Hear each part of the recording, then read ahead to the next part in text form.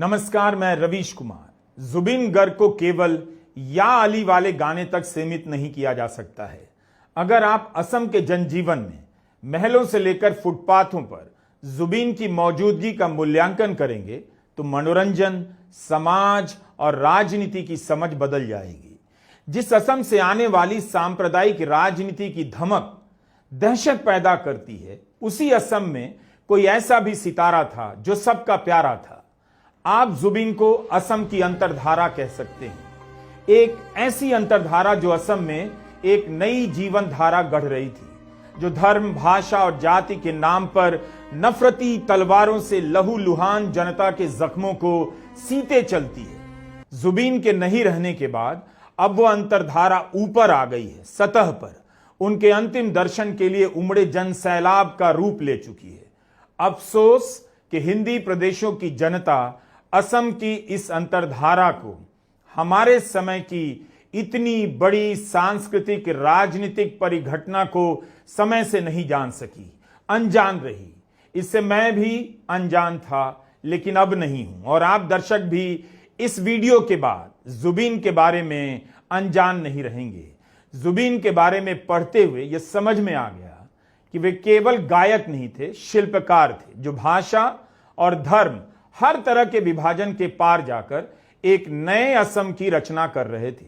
जुबिन की गायकी से और उनके जीवन से आप राजनीति को बिल्कुल अलग नहीं कर सकते, बल्कि राजनीति ही जुबिन को गढ़ती है। यह वीडियो जोरहाट का है। 21 सितंबर की रात हजारों की संख्या में लोग बाहर निकल आए, मोबाइल फोन की बत्तियां जलाकर मांग करने लगे कि जुबिन का अंतिम संस्कार पैतृक जिले में होना चाहिए। जुबिन के पिता और जुबिन की पत्नी ने कहा है कि अंतिम संस्कार गुवाहाटी में किया जाएगा। मुख्यमंत्री हेमंता बिस्वा शर्मा ने कहा है कि जोरहाट में भी जुबिन की याद में भव्य समाधि बनवाई जाएगी। केवल जोरहाट ही नहीं, असम के हर हिस्से में लोग इसी तरह सड़कों पर निकले हैं और अपने गम का इजहार कर रहे हैं। पूरे असम में मातम छा गया है। लोग खुद को संभाल नहीं पा रहे हैं, लेकिन संयम में हैं।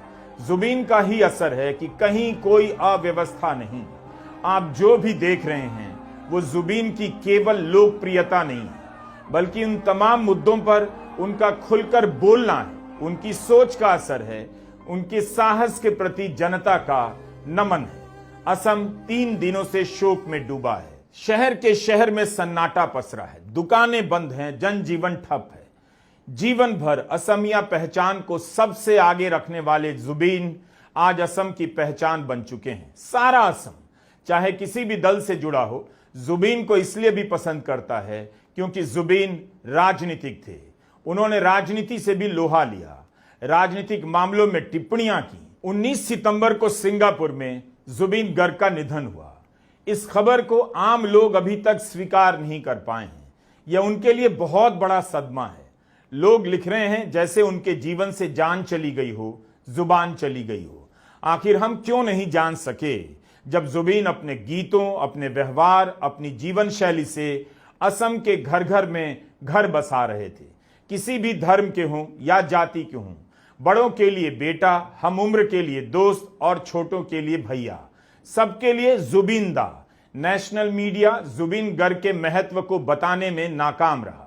उसे असम से उभरता हुआ एक नेशनल आइकॉन नहीं दिखा, ना तो जुबिन के जीवन काल में, ना जुबिन के जाने के बाद। नेशनल मीडिया ने तब भी समझने का प्रयास नहीं किया जब असम भर से लाखों लोगों के गुवाहाटी पहुंचने की खबरें आने लगी। 2 दिनों से गुवाहाटी के सारू सजाई स्टेडियम में लाखों लोगों का आना जारी है, जो जुबिन गर्ग के अंतिम दर्शन करना चाहते हैं। लोग जुबिन के पार्थिव शरीर तक पहुंचने के लिए रात रात भर लाइन में हैं। कहीं कोई भगदड़ नहीं। उनकी शोक यात्रा के बारे में कई लोगों ने लिखा है। लोग मौन होकर चुपचाप चलते रहे, रोते रहे। एक गायक और संगीतकार के चुप हो जाने से पूरा असम चुप हो गया है। यहां आने वाले लोगों में हर जाति, धर्म, भाषा के लोग मिलेंगे। यह जुबिन का कद और प्रभाव था कि बिहू के समय में हिंदी में भी गाने बजने लगे। विरोध करने पर भी गाते थे और गाकर विरोधियों को चुप करा देते थे, क्योंकि कौन गा रहा था यह सबसे बड़ी बात थी। जुबिन अपने आप में असम की नई जुबान बन गए थे। केवल गुवाहाटी में नहीं, असम के अलग अलग शहरों में, कस्बों में, गांव में जुबिन गर्ग को याद किया जा रहा है। जुबिन ने उन्हें एक अलग जुबान दी, हिम्मत दी और कई प्रकार के गाने दिए कि जब भी राजनीति नफरत की तलवार चलाए गुनगुनाओ, जब कुछ अच्छा सा ना लगे तब भी गाओ, जब कुछ अच्छा लगे तब झूम उठो। यहां आने वाला हर शख्स जुबिन के इस योगदान को जानता है। वह इसी बात के लिए श्रद्धांजलि देने आया है कि जुबिन ने अपने समय में गलत को गलत कहा और वही किया जो मोहब्बत और आपसी भाईचारे के लिए सही था। डिम्पी कोच ने लिखा है, यह केवल अंतिम यात्रा भर नहीं है, यह प्रेम की विरासत है। असम अपने बच्चों को सिखा रहा है किसी आइकॉन के निधन का शोक कैसे मनाया जाता है और शोक की इस घड़ी में कैसे उस विरासत को अपनाया जाता है, उसका हिस्सा बना जाता है। यह सब जुबिन के प्रशंसकों, जुबिन की फिनोमेना को अध्ययन करने वाले लिख रहे हैं। मोर कोने जाति नहीं, मोर कोनो धर्मो नहीं, मोई मुक्तो, मेरी जाति नहीं, मेरा धर्म नहीं, मैं मुक्त हूं। यह केवल नारा नहीं, दर्शन है। मेरी कोई जाति नहीं, कोई धर्म नहीं, मैं कंचनजंगा हूं। यह भी जुबिन के बोल है। खुद को कंचनजंगा कहने का मतलब है वे सब के हैं। प्रकृति किसी के साथ भेदभाव नहीं करती, पहाड़ किसी के साथ भेदभाव नहीं करते। यह सब उस असम में इसी समय में कोई गायक कहने की हिम्मत रखता है और लोग उसे पसंद करते हैं। जिस असम की राजनीति धर्म के नाम पर बोली जाने वाली नफरती जुबान में डूब गई है और दूसरे प्रदेशों में भी उसका असर हो रहा है। अखबारों और चैनलों के जरिए असम से छनकर जो सियासी बयान दिल्ली तक पहुंचते हैं, नफरती टोन में डूबे होते हैं। हाल ही में जब असम बीजेपी ने मुसलमानों को लेकर एक विज्ञापन बनाया तो ट्विटर पर उसे लेकर बहस छिड़ गई। आलोचना होने लगी कि इस विज्ञापन में नफरत है, लेकिन उसी असम में एक ऐसा गायक लोगों के दिलों में जगह बनाता गया जिसके पास मोहब्बत की एक नई भाषा थी। पूरे देश ने सही समय पर असम में मौजूद इस दिव्य शक्ति को पहचानने में चूक कर दी। हम नहीं देख पाए कि उसी राज्य में जुबिन गर्ग भी हो सकते हैं, जिस राज्य में राजनीति की भाषा नफरती हो चुकी है। अनगिनत लोगों ने लिखा है कि जुबिन गर्ग किसी से भी, किसी भी सरकार से नहीं डरते थे। गलत को सामने से गलत कहते थे, मंच से कह देते थे, घंटा काको खातिर नो कोरू, घंटा मैं किसी से डरने वाला नहीं हूं। जुबिन का यह संवाद लोगों को हिम्मत देता था। The unruly rebel king of a restless heart, Zubeen Garg. अनि हरालू का यह लेख एक लाइन में जुबिन को परिभाषित कर देता है। अशांत दिल का बागी बादशाह जुबिन गर्ग। अनि कहती हैं वो भाषाओं के पार गाता था, मंचों से गुस्सा उगलता था, अपनी कमाई लुटा देता था, मंत्रियों का मजाक उड़ाता था और जाति की सीमाएं तोड़ देता था। जुबिन गर्ग सिर्फ असम में जिया नहीं, वह उन तूफानों की तरह उससे गुजरा जिनके साथ वो झूमा करता था। आप बताइए, आज की तारीख में भारत में कितने ऐसे लोकप्रिय गायक हैं जिनके लिए ऐसा लिखा जा सकता है? क्या कोई भी गायक है, किसी का नाम आप बता सकते हैं जिनके बारे में उनके प्रशंसक यह सब लिख सकते हैं? बॉलीवुड के कलाकार फिल्मों में काम न मिलने से डरते हैं, एक फरमान के आगे, एक इशारे के आगे झुक जाते हैं, चुप हो जाते हैं, नफरती राजनीति का खुलकर विरोध तक नहीं कर पाते। लेकिन जुबिन इन सब से अलग हैं, बागी और विद्रोही। इसकी चिंता नहीं करते थे कि उन्हें काम नहीं मिलेगा। आज भारत की हर संस्था एस्टेब्लिशमेंट की गुलाम हो गई है।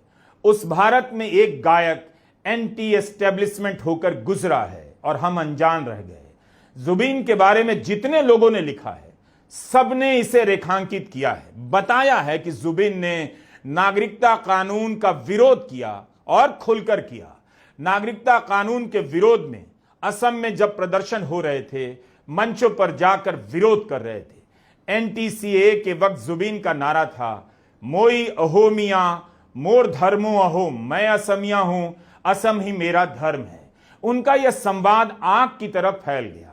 जुबिन ने अपनी कला और राजनीतिक सक्रियता से असम की राजनीतिक चेतना को जागृत करने का प्रयास किया। असम सरकार ने राजकीय शोक को एक दिन के लिए और बढ़ा दिया। 4 दिनों के शोक के बाद सोनापुर में राजकीय सम्मान के साथ जुबीन का अंतिम संस्कार किया जाएगा और कामरूप में 10 बीघा जमीन पर उनका भव्य स्मारक बनेगा। असम सरकार की कैबिनेट बैठक में जुबीन के लिए मौन रखा गया।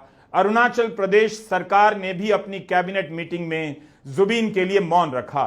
असम सरकार से लेकर मुख्यमंत्री के सोशल मीडिया हैंडल पर जुबीन ही जुबीन है। उस असम में जहां दिल्ली के पत्रकारों पर एफआईआर हो जाती है, उस असम की सरकार एक बागी और विद्रोही गायक जुबीन गर्ग के अंतिम दर्शन और अंतिम संस्कार से जुड़ी सारी व्यवस्थाओं में जुटी हुई है, जिसका विरोध करने में जुबीन ने कभी कोई संकोच नहीं किया। जुबीन की लोकप्रियता उनकी न्यायप्रियता के कारण थी। वे जनता की अंतरात्मा के प्रतिनिधि बन गए और भारत को खबर तक न लगी। अनी हरालू ने जुबीन के बारे में लिखा है, 1990 के दशक में जुबीन मशहूर हुए जब असम बगावत और कर्फ्यू के दौर से गुजर रहा था। उन बंद रातों में छोटे कमरों में कैसेट क्लिक करके बजती वही ध्वनि जिसने बाद में प्रेम में डूबे विद्रोही और नए रास्ते तलाशते युवाओं का साथ दिया। जब वे मॉल और कॉल सेंटर की तरफ बढ़ रहे थे, रेडियो ने खालीपन भरा। फिर आया फोन, लैपटॉप, एफएम और प्लेलिस्ट का अंतहीन चक्र। 2006 में उन्होंने हिंदी फिल्म के लिए या अली गाया और वह गीत पूरे भारत में दौड़ गया। लेकिन वे लगातार असमी एल्बम बनाते रहे और घरेलू फिल्मों में संगीत देते रहे। उनकी आवाज भाषाओं की सीमाएं पार करती रही, पर उनका बर्ताव जिद्दी तौर पर उनका अपना ही रहा। अनी हरालू साहित्यकार हैं, लेकिन इन बातों को आम जनता ने भी लिखा है। क्या कोई आज की तारीख में बॉलीवुड के किसी भी बड़े सितारे के बारे में ऐसा लिख सकता है? भीड़ आ सकती है, लेकिन जिस तरह का विश्लेषण जुबीन के लिए किया जा रहा है, बॉलीवुड में मेरी जानकारी में ऐसा एक भी शख्स नहीं जिसके बारे में लोग इस तरह टूटकर और डूबकर लिख सकेंगे। जुबीन की बात ही इसलिए हो रही है कि वे सरकार और राजनीति से लोहा लेने में पीछे नहीं हटते थे, लोगों की मदद करने में 4 कदम आगे रहते थे। असम की जनता को भरोसा था उनका जुबीन बॉलीवुड के गाने के लिए, फिल्म में एक रोल के लिए, कुछ करोड़ के लिए बिक नहीं सकता, चुप नहीं हो सकता और झुक नहीं सकता। जनता तकलीफ में होगी तो जुबीन का दरवाजा खुला मिलेगा। मैंने अपने फेसबुक पेज पर बस इतना लिख दिया कि जुबीन गर्ग के प्रति लाखों लोगों का उमड़ना केवल उनके गाने की वजह से नहीं लगता। इस गायक ने जरूर जनता के साथ गहराई के स्तर पर रिश्ता बनाया होगा जिसे हम नहीं जानते। मेरा बस इतना लिखना था कि सैकड़ों कमेंट आ गए। आमतौर पर इतने लंबे लंबे कमेंट नहीं आते, लेकिन जुबीन को याद करते हुए लोगों ने लिखना शुरू कर दिया। इनमें भी मिस यू जुबीन टाइप की खानापूर्ति नहीं थी। कमेंट पढ़कर लगा कि लोगों के पास जुबीन के बारे में कहने के लिए कितना कुछ है। उनकी बात न पूरी हो पा रही है, न खत्म होना चाहती है। किसी ने नहीं लिखा कि मेरे पास शब्द नहीं है, सबने शब्दों और वाक्यों से ज्यादा लिखा। मैंने इस तरह की समृद्ध टिप्पणियां किसी की अंतिम विदाई के वक्त नहीं देखी, केवल जुबीन की विदाई के वक्त देख रहा हूं। अनवर आलम अंसारी ने मेरे फेसबुक पेज पर लिखा है, जुबीन का योगदान संगीत के पार था। वह नशा विरोधी अभियान चलाते थे, बाढ़ राहत में कूद पड़ते थे, युवाओं को जगाते थे। जीवन संग्राम लोराई जिकीबा लागिबो, मतलब जीवन एक संघर्ष है, हम इस लड़ाई को जीतेंगे। मेरे बोलने में कुछ त्रुटि रह गई हो तो माफ कीजिएगा। कुंजन केसरी ने लिखा है, मैं इस समय गुवाहाटी में हूं, जो देख रहा हूं वह शब्दों के पार है। हर गली हर सड़क लोगों से भर गई है, जिनके हाथ में मोमबत्तियां हैं, जो जुबीन के गीत गा रहे हैं। हर उम्र के लोग हैं। असम आज देश को सिखा रहा है कि अपने कलाकार को कैसे प्यार किया जाता है, सम्मान कैसे दिया जाता है। राजू कालिता ने लिखा है कि जुबीन ने असमिया समुदाय को बता दिया कि अगर कोई दुनिया पर राज करना चाहता है तो जुबीन की तरह गाओ। जुबीन उस रिक्शा चालक की तरह थे जिन्होंने अपने रिक्शे पर सबको बिठाया। नयन मणि डेका ने लिखा है, जुबीन के गाने असमिया लोगों की रगों में दौड़ते हैं, वह हमारे खून में शामिल हैं। वे किसी से डरे नहीं, किसी भी पार्टी किसी भी नेता को फटकार सकते थे। उल्फा का आदेश था कि कोई भी हिंदी या बांग्ला गाना नहीं गाए, लेकिन जुबीन ने यह मानने से इनकार कर दिया, कह दिया जो करना है कर लो, उल्फा ने धमकी दी गोली मार देंगे, तो जुबीन ने कह दिया मैं भी तुम्हें गोली मार दूंगा। जुबीन ने हिंदी में भी बिहू के गीत गाए। मीडिया रिपोर्ट के अनुसार उल्फा ने भी जुबीन को श्रद्धांजलि दी है। ऐसे लोग सार्वजनिक जीवन में कम आते हैं। जुबीन गर्ग के बारे में मैं रविवार से पहले नहीं जानता था। रविवार की शाम इसी में बिता दी कि जुबीन गर्ग असम और पूर्वोत्तर की जनता के लिए क्या हैं, क्यों हैं। मुझे इस बात का अफसोस है कि दिलों को जोड़ने वाला यह सिपाही भारत के लोकतंत्र की जड़ों में कितना खाद पानी डाल गया और पता भी नहीं चला। जुबीन ने संस्कृति को राजनीतिक ऊंचाई दी और राजनीति को सांस्कृतिक जुबान। जुबीन के लिए भारत रत्न की मांग हो रही है, लेकिन असम की जनता ने जो उसे दिया है उसके आगे कोई भी सरकारी घोषणा कम पड़ जाएगी। कौन ऐसा गायक है जो आज की तारीख में कहने की हिम्मत रखता हो कि उन जैसा मत बनो, समाजवादी बनो, मैं समाजवादी हूं। खुद को सोशल लेफ्टिस्ट की पहचान के साथ गाते थे और राज कर रहे थे। उन्होंने जिस भी सोच को नकारा, जनता ने उस सोच को नकार दिया। केवल सरकार का विरोध नहीं किया, जनता की सोच को भी ललकारा, उसे भी नए सिरे से सोचने के लिए मजबूर कर दिया। अनि हरालू की यह पंक्ति खासकर पढ़ना चाहता हूं। वह असम के turn of the century Jim Morrison थे, बागी जिन्हें भरपूर प्यार मिला और जो हमेशा विरोध के लिए तैयार थे। कोई जुबीन को बॉब डिलन लिख रहा है तो कोई जिम मॉरिसन। जुबीन के कारण कई सारे महान गायक भी याद किए जा रहे हैं। असम की सड़कों पर उनका नाम भी घूम रहा है। कोई बता रहा है कि जुबीन का नाम जुबीन मेहता के नाम पर रखा गया। कोई भूपेन हजारिका से तुलना कर रहा है। लेकिन सच यही है, जब कोई कलाकार इस स्तर पर लोगों के बीच मकबूल होता है तो वो अपनी कला की मौलिकता के कारण होता है, इसलिए नहीं क्योंकि वो लोगों को किसी और की याद दिलाता है या किसी की कमी पूरी करता है। जुबीन के बारे में लोग याद कर रहे हैं कि आम लोगों के बीच खुलेआम घुमा करते थे, सबके गले लग जाते थे, सबको गले लगा लेते थे। लाखों लोगों के पास उनके साथ की तस्वीरें हैं। सबने उन्हें बिना ताम झाम के लोगों की मदद करते देखा है। कोई लिख रहा है कि जुबीन ने उनकी निजी रूप से सहायता की, किसी की पीएचडी के रिसर्च में अपना योगदान दिया, हिसाब नहीं कितनों की पढ़ाई और दवाई का खर्चा उठाया, जो भी कमाया लोगों को लौटा दिया। जुबीन ने कितने गाने गाए इसका हिसाब नहीं। किसी ने गानों की संख्या 36,000 बताई है, किसी ने 38,000, तो कोई 40,000 से भी ज्यादा बता रहा है। इतने हजार गानों का रिकॉर्ड जिसके नाम हो, आप उसे केवल गानों में नहीं ढूंढ सकते। 30 साल के लंबे करियर के बाद भी उनके गाने लोगों के बीच जबरदस्त हिट हैं। स्पॉटिफाई पर उन्हें हर महीने करीब 25 लाख लोग सुनते हैं। नौजवान फैन उनके हाल के गानों को याद कर रहे हैं। पुराने फैन लिखकर बता रहे हैं उन्होंने जुबीन की कौन सी कैसेट सबसे पहले खरीदी। अनामिका, रॉन्ग, मुक्ति। कलाकार सिर्फ अपनी कला के कारण ही लोकप्रिय नहीं होते। कलाओं का हमारे जीवन में कोई एक अलग डिपार्टमेंट नहीं होता, उसका विस्तार हमारी सामाजिक, धार्मिक, राजनीतिक चेतना में होता है। संगीत सिर्फ धुनों का कोई तंत्र नहीं जिसमें हम प्रवेश करते हैं और फिर उससे निकल आते हैं। हम अलग अलग संगीत से अलग अलग तरह से जुड़ते जाते हैं।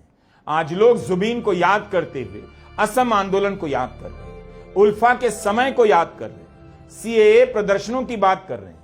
कभी खुद को आस्तिक कहते थे, कभी शिव भक्त, मगर हमेशा अपने आप को असमिया कहते थे। बार बार उनके चाहने वाले यह बात याद दिला रहे हैं, वे असम की पहचान थे। 19 सितंबर को उनके निधन की सूचना के बाद से असम सोया नहीं। एक फैन ने लिखा है, वे एक व्यक्ति ही नहीं थे, वे असम का तारा, सितारा, किसी का भाई, किसी का बेटा, वह गरीबों का मसीहा था। वो असम की आवाज था, एक अकेला सभी सरकारों पर भारी था।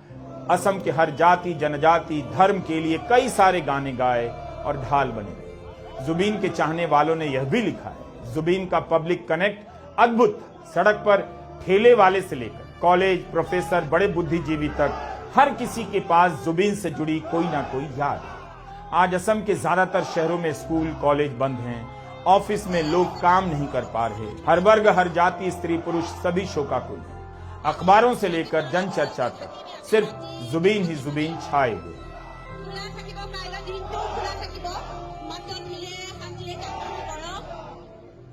Kami nida 1992 में पहली एल्बम अनामिका से जुबीन का सफर शुरू होता है। मुंबई भी जाते हैं, बॉलीवुड में कुछ बेहद मशहूर गाने गाते हैं, लेकिन कुछ समय बाद असम लौट आए।